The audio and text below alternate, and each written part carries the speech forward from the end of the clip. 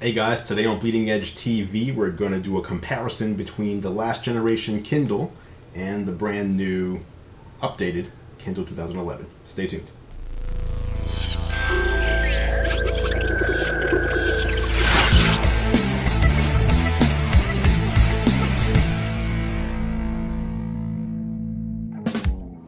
Hey guys, welcome to Bleeding Edge TV. I'm Andrew Edwards, and today we're going to be giving you a comparison between the two Kindles. Basically, this is the last generation model. They're still on sale. This one's now called the Kindle Keyboard, and this is the new Kindle. It's just called the Amazon Kindle, but this is the entry-level $79 model.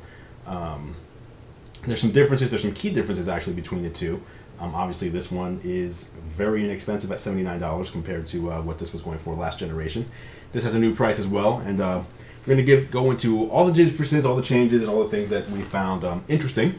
Before we do that, we just want to jump in and thank our sponsor, GoToMeeting. They have a new feature called HD Faces that allows you to basically video conference with up to 6 other people, everyone having a high-definition webcam. So you could look at everybody, and people can even share their desktops, share files, share folders between each other.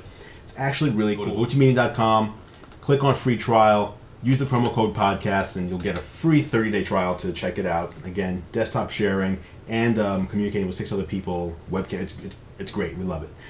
So now let's jump in and show you the comparison between the two Kindles. All right, guys. So as we said, we're going to give you a look at, or a comparison rather, of the last generation Kindle, which we have here, versus the newly released Kindle entry-level model, which we have right here. As you can see right off the bat, the new Kindle is much smaller. Let me line them up there. As you can see, the last gen Kindle, much longer. Well, not much, but it's definitely noticeably longer.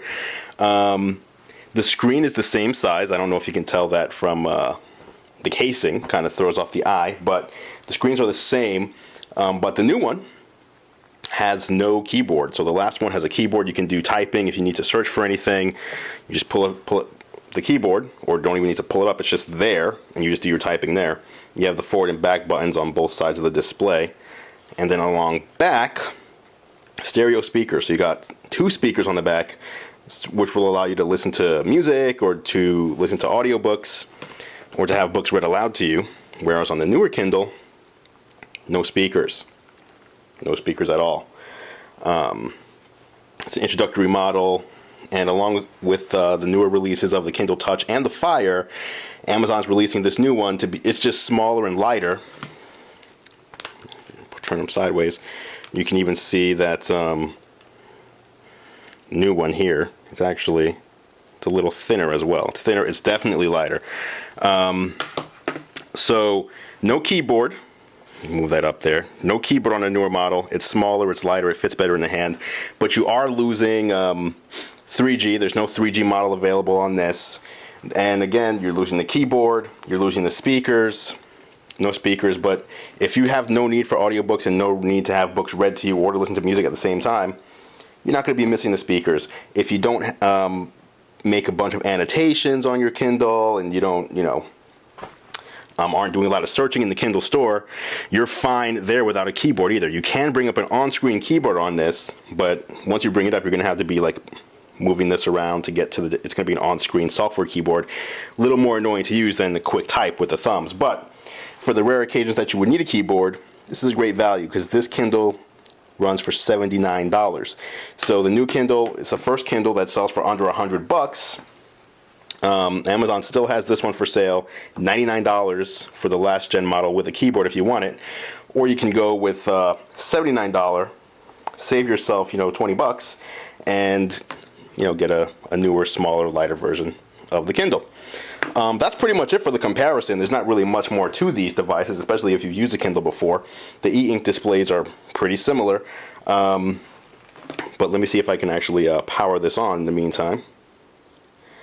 I haven't charged it yet. As you can see, the screen is telling me to charge it first before I use it. But we do have a green light there, so it is powering on.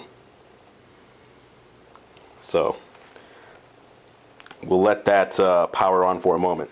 And there we go. Welcome to Kindle. This is the setup. Let me connect it to my Wi-Fi network here. Found it.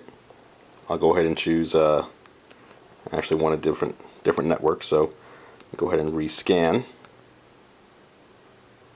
There we go, we'll go with the Gear Live network. Let me throw the password in. So here's where the software keyboard comes into play. There you go. So I actually need to peck and hunt in order to, and there you go. And I actually have to do that for each and every letter. So let me go ahead and type that in. Alright, so that was actually, I mean, it was not too bad, but it's definitely not something that you'd want to keep doing, and it's definitely not as easy to do as you would just do it on this Kindle just by typing with a couple thumbs, getting the keyboard up and running. So there you can see, now it's calling it Andru's second Kindle.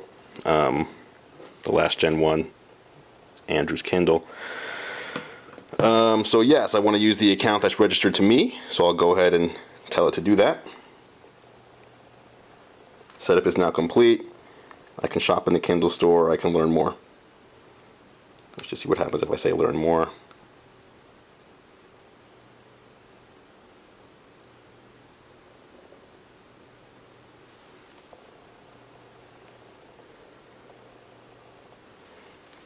So here we go. You can see the user's guide. And let me pull up the user's guide on the other one. Alright. Each of these Kindles right now is displaying its own user's guide. And if I can zoom in a bit, let's see. Let that, there we go. Kind of show you the speed here at which both these Kindles move. So I'm going to just do a page turn. And you see it's fairly similar. There's not really, depending on the page, one Kindle is faster than the other. The new version is definitely not a step above the last version as far as page turn speed goes. And so, but again, it actually seems like it might even be a little slower, but don't quote me on that. Go back to the home page here.